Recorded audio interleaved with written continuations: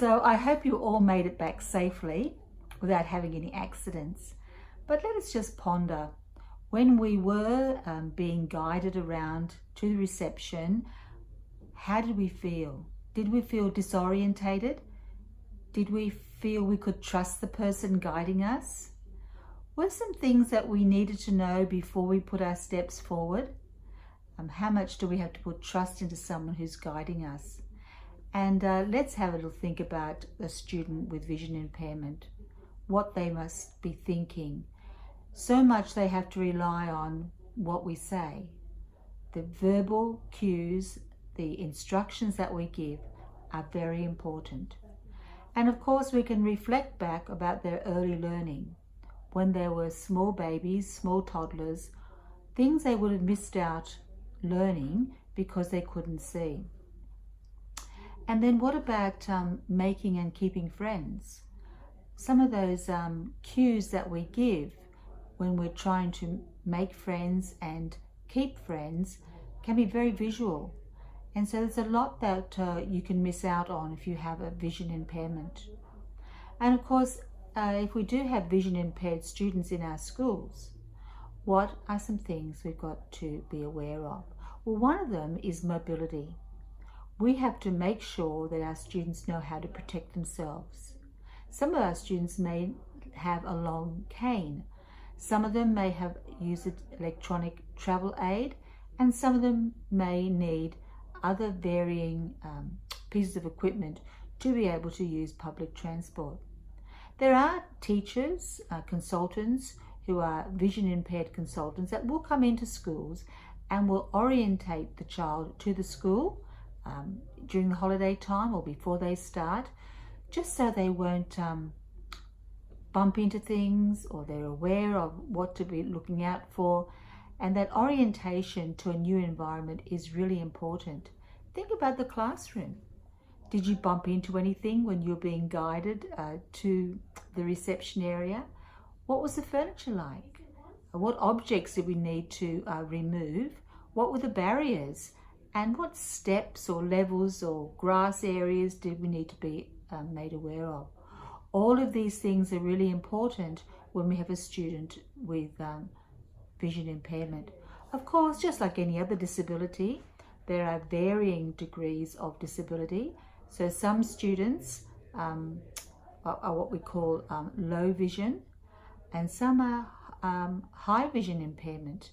And so to teach these children, some of them use Braille, some use a system called Moon.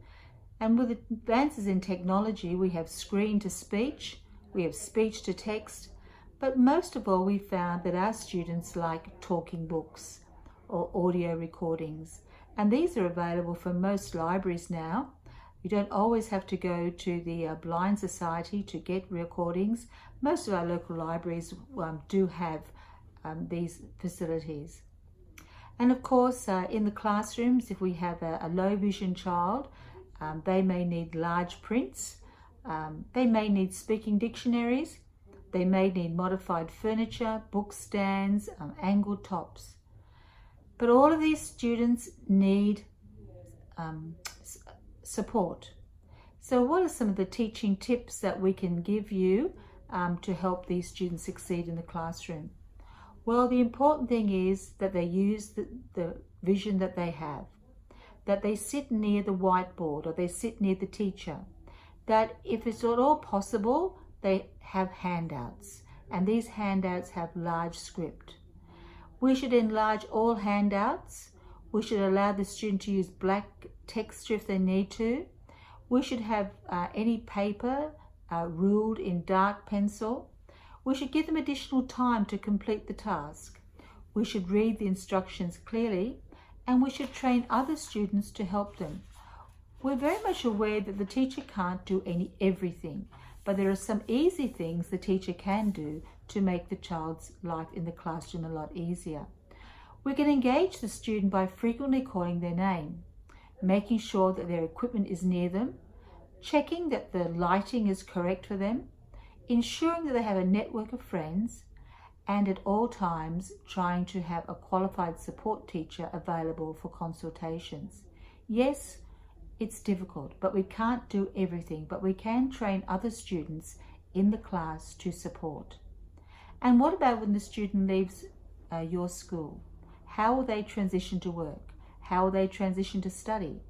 The important thing is to investigate these offerings early, to discuss with the student what their strengths are, what their aspirations are. And finally, it's important to have a look at the last year of school as a transition to the next environment. We need to strategically put things in place to arrange job placements and to teach them interview skills.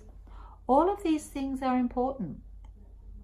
And if we have, and we should have, an individual educational plan, we can put in this plan who is going to do what throughout the year. It's very important that we plan for transitions and plan for the optimum learning environment for the student.